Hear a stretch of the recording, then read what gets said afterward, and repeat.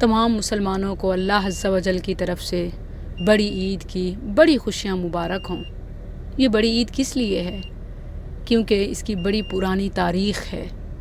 آدم علیہ السلام کے بیٹوں سے قربانی کا لفظ آ رہا ہے، اور پھر جد امجد ابراہیم اور اسماعیل علیہ السلام کی قربانی، جسے رب عظیم نے ذبح عظیم قرار دیا، وَفَدَيْنَاهُ بِذِبْحٍ عَظِيمٍ، اور پھر اسلام میں ہجرت کے دوسرے سال سے اسے مشروع قرار دے دیا گیا۔ میں اکثر سوچتی ہوں کہ ہمارے اسلاف تو عید ملتے تو ایک دوسرے کو نیک اعمال کی قبولیت کی دعا دیتے، تقبل اللہ منا ومنکم۔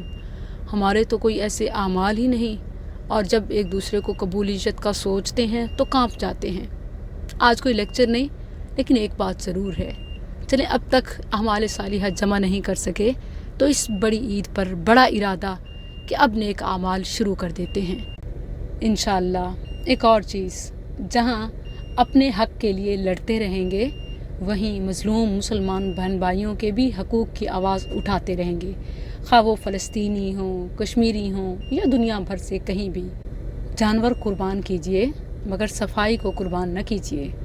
کوئی لیکچر نہیں، مگر چھوٹی سی بات، قربانیاں کیجئے مگر لوگوں کے جذبات قربان مت کیجئے۔ عیدکم مبارک، کل عام وانتم بخیر۔